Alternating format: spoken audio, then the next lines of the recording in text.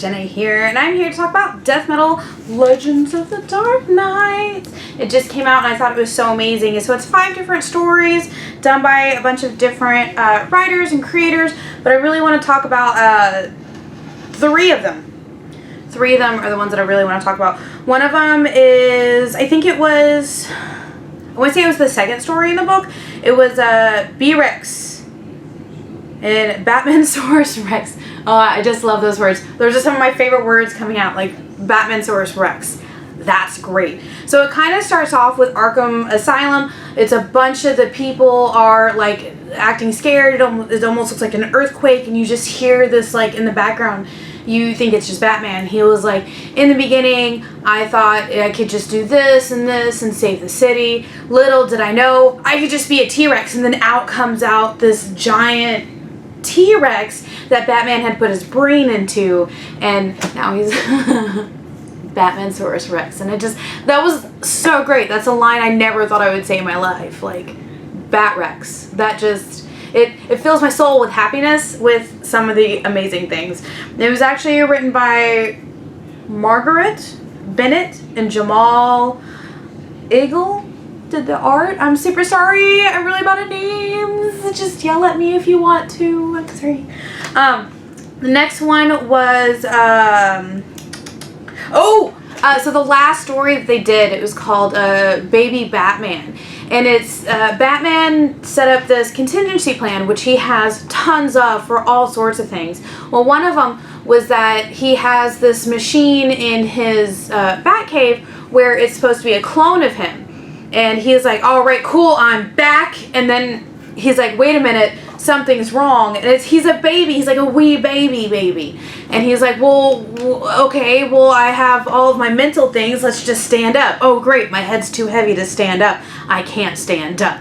What is happening here? And he's like, what are my superpowers? Oh, I can poop my diaper and I can just scream crying. And he's just sitting there like, wow, like, Batman, Bruce, I see you and you trying, but you're not doing it. And it was one of those ones that death metal is such a serious comic, and it just leaves you every twist and turn kind of being like, what? No!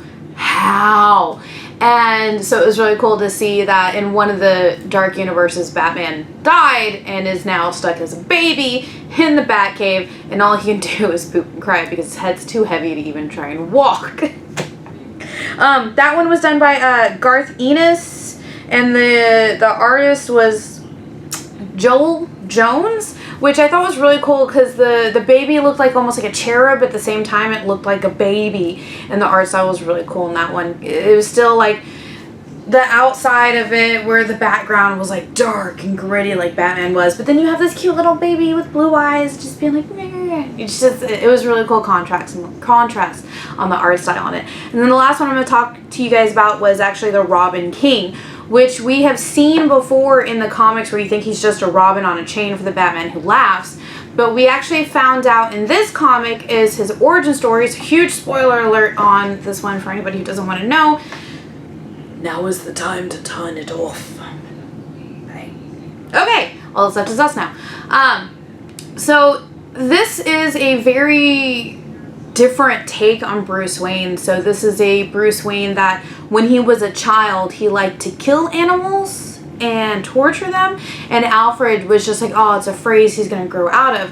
And then one of the times when they're coming out of the movie theater and they're in the alleyway walking to the car, the guy stops them, the mugger stops them and is like, hey, give me, your wallet and your pearls and nothing will happen. And then Bruce is like, oh, that's a Magnum, blah, blah, blah, blah, blah, blah, blah. It's a good choice for blah, blah, blah. And then the robber's just like, okay, forget this. And he grabs little Bruce, like 10-year-old Bruce, grabs the gun and shoots his parents, he shoots the mugger, and then he shot his parents, and he put the gun in the mugger's hands. And he's like, Mom, Dad, no. And then Gordon actually shows up. Young Gordon shows up and is like, I'm so sorry, kid. Well, a couple of days go by and Gordon shows up at the Bruce Wayne mansion and is like, Alfred, we found evidence that we actually think it was Bruce, blah, blah. And then all of a sudden, kid Bruce, like, shoots him with a crossbow, and he's like, you'll never tell anybody this. And then he's chasing Alfred all over the manor, and Alfred actually gets the tranq gun and actually shoots him a couple of times, and he's leaving I think it's a voice recording of like, I'm so sorry, I don't mean to kill him, but this is the only way I can save the city, Gotham City. And then he jumps in, and he's got like this mixture of like Robin and Batman like outfit on with like a crown, but not like a golden crown, like a crazy looking crown, and he shoots him and kills him, and you're just left sitting there like, huh, okay, so Bruce is evil. Robin King, that's what he calls himself, is the Robin King. And you can't help but to be, damn. I don't even know how to describe it. I just sat there looking at it. I even turned to my husband, I was like, damn. Okay, damn. And he just looked at me like I was crazy. I'm sure he'll go back and definitely read it. But that one was actually done by Peter J. Thomasy, and the art was done by Riley Rossmo. I am so sorry if I totally fork up all the names. I love you guys so much. I really do. So if you guys ever get the chance, I would definitely pick this up and read it. Death Metal has been doing an amazing night. Metal was great. Death Metal's like topping it even higher. And I really can't wait to see where they're going to go with it, because it's really a dark and gritty, almost like a horror story. But it's also along the lines of going crazy with things of, in the first Death Metal, they had Wonder Woman with an invisible chainsaw, and that was so cool. And that really hooked me on it. And everybody knows I'm not a huge DC or Marvel fan, so when this showed up, I was like, yeah, okay, dark and gritty, I'll give it a shot. And I read through the entire first series of Metal, and then I also read all the side things. So when they announced Death Metal, I just was like, yes, give me.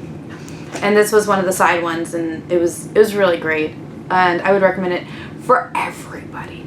Alright guys, so hit me up below if you guys want to hear about the other 2 stories that were in here. This is all the time I got. Bye!